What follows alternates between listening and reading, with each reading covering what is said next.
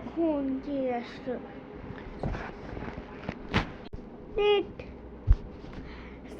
কেমন আছেন? বসেন এখানে বসেন। আসেন। ওয়ালাইকুম আসসালাম। কেমন আছেন? বসতেছি দাঁড়ান।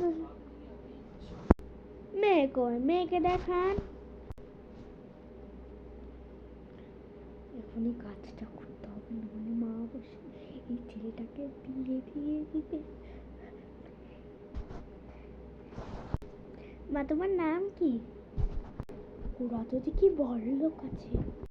লিপস্টিকটা দে তাড়াতাড়ি।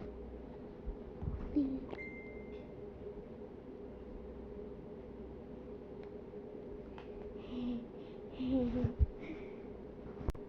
এখনই কাজটা শুরু করে দিই।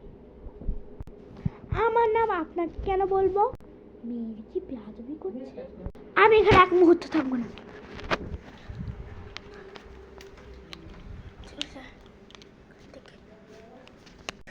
চলে যাস এখান থেকে।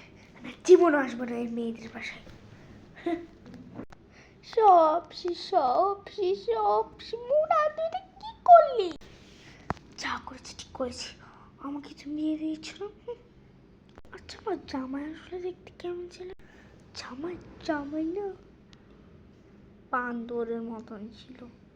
কি বলো? ভাগ্যিস বলো আমি বিয়ে করি নাই। তুই আমার সাথে বেশি বাড়াবাড়ি করছিস, এই জন্য আমার মাথাটা গরম হয়ে গেছিল।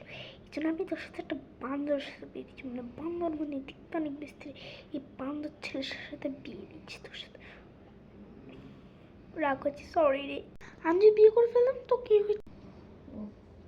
আমি তো জানতাম না। মা, এরকম যদি নেক্সট টাইম দেখো না, আমি কিন্তু বাসা ছেড়ে চলে যাবো। আর আমি কি করব? আমার মাথাটা গরম হয়ে গেছে, সরি রে।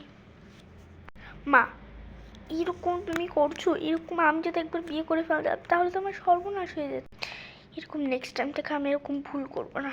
আমি ভাবতে পারিনি যে তোর একটা বড় সমস্যা হয়ে যাবে।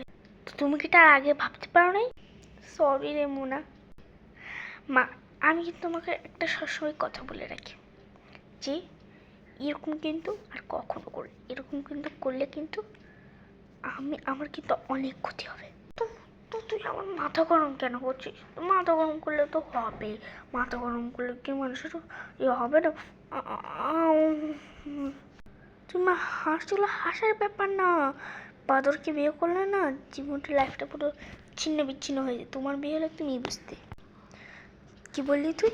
দাঁড়া, পেছাটা